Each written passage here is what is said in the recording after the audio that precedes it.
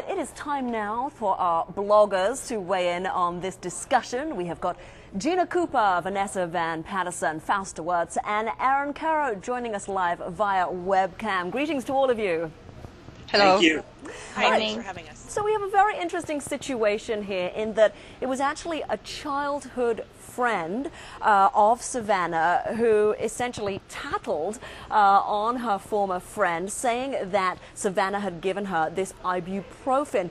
What do you think about whether that is enough, just that suspicion by the school that somebody may have given out these prescription medications, just a suspicion? Is that adequate for the school to conduct a strip search? Here, Gina, let's start with you.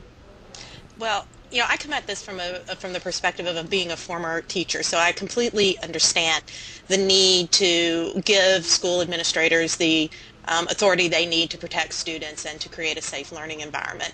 But what we're really talking about here is that, you know, are we willing to basically sacrifice injury to kids in the name of zero tolerance? You know, are we willing to, again, sacrifice injury of kids to, you know, protect adults with poor judgment? Because, you know, obviously, you know, we're talking about a degree of possible offense here. I mean, ibuprofen's a little bit different than, say, heroin. But even then, you know, were the parents called? Did they give the parents the opportunity to do their job and say, hey, if you have this ibuprofen, you need to cough it up, or, you know, you need to admit to this? And instead, you know, with no one present except for school officials, you know, this child is having to be strip searched. And well, exactly, yes, strip searched, essentially made to stand there in her underwear and even shake that underwear to show that there was nothing actually in there. I mean, Vanessa, obviously, you really focus on parents, on the rights of parents and the rights of kids. Tell us what you think about whether it's ever appropriate for a child of this age, an 8th grader, to be strip searched. I think absolutely not. I mean, teenagers feel like they go to school, they want to have those boundaries, they need to feel safe there. And also, and kids say this themselves, if they're going to find a way if they want to get drugs into school. So strip searching them or taking away their rights or making them feel unsafe is not going to help. And it's going to make parents feel very uncomfortable. Can they trust the schools if they send their kids to school and they might be strip searched? All right. Well, Aaron, I'd like to pick up on the point that Gina was making about the fact that this was ibuprofen. Nobody was accused of distributing heroin, for example, here. So is that the big difference? I'm still trying to a prescription drug. Isn't that aspirin? But I have to agree that in no way is having a strip search, it's completely overblown, not necessary. If you really think something's wrong, you lock the kid in a room and you call their parents and have them come down. It just seems like they're taking this way too far. And it wasn't for anything good either. You know, heroin or a gun or a knife. I mean, maybe open their backpack, but a couple of Advil. I mean, again, I think you got to call the parents. Okay, well, you talked about opening the backpack there, and Fausta, actually the Supreme Court has already decided back in 1985 that opening a backpack without a warrant, that is acceptable. That was seen as somewhat diminishing students' rights, however. So where do you feel, Fausta, the line should be drawn? What is an acceptable level of intrusion? Opening backpacks is fine because you're not impinging on the person's own privacy, on their own physical person.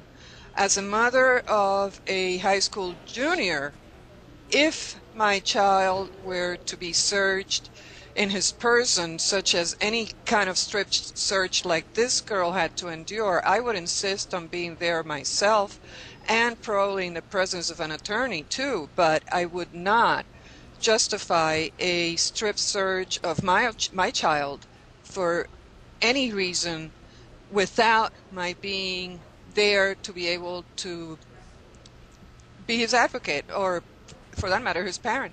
Right, we don't want to see the student being left vulnerable, essentially, to intrusion. Okay, thank you very much. Stand by, everybody, for just a second, because we want to go now to Reggie. Reggie, you got some comments flooding in, I gather, from people on Facebook and Twitter and on Your Voice. Yeah, Nemo, this is actually from our Twitter page, and it looks like so far, at least these comments are all in agreement. We're going to start with this one that says, One Man Media. His comment is, I'm trying to imagine the shock I would go through as both a student and parent. We don't pay property taxes to be searched. Going to move on down now to the Guerra Show, who says metal detectors should be used when necessary. And then this one from FKR70, who says schools should not be able to do anything beyond a pat down. I really don't even think they should do pat downs. So we have yet to find a comment, at least here on our Twitter page, where someone is advocating for what the school system apparently is trying to argue in the Supreme Court case. Yeah, Reggie, you're absolutely right. We have heard the experts saying that, boy, does the school have a tough road ahead here. We've also got some people weighing in using our Your Voice button. Let's bring you one of those comments now. This is from Carolyn, who writes, I think the search could have taken place with her guardian or parent having been contacted, or either in agreement or there during the search. So it looks like Carolyn there agreeing with one of our bloggers, Fausta, that it's really important to have an adult present when something like this takes place. Now, Gina, I just want to get back to you, because you talked about the experience of being a teacher, and obviously you have to make these decisions based on factors that are constantly changing. There's presumably no sort of set examples that you can follow every time. Do you have any empathy for the school's position? It sounds like most of the people who are weighing in do not. The empathy I would have with the school's position is, I mean, let's think about it. Why is it that we are putting schools in the position of having to do police actions in the first place?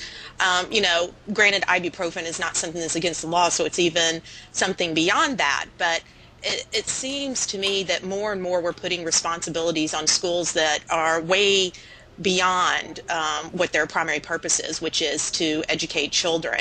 And I think that that's something else that we need to think about. If there's truly criminal activity going on in schools, then we need some other kind of presence. We need, I mean, that's justification for a police presence, or it's justification for some sort of other type of security, but certainly not the people who are supposed to be teaching and nurturing our kids to create this sort of hostile environment where there's fear, as opposed to this, you know, openness to learning. This is what we really want and what teachers really need to be able to be successful with children.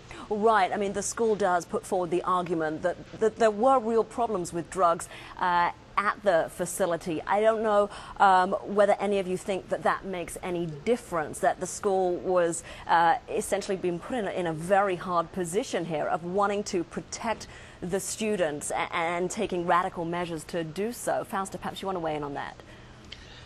Well, there is a drug problem in all of society, definitely. Many schools have the problem, and yes, there is a need for security. However, translating that into having a student search, particularly a 13-year-old girl or boy, strip searched without the knowledge of their parent to begin with, just because another student said that she gave me the pills, is an outrage. I think every parent and I think every adult who cares for their children should be outraged about this having been done. Right, it certainly started from a pretty alarming point. All right, would like to thank Fausta Wirtz, Gina Cooper, Vanessa Van Patterson, and Aaron Caro, all for joining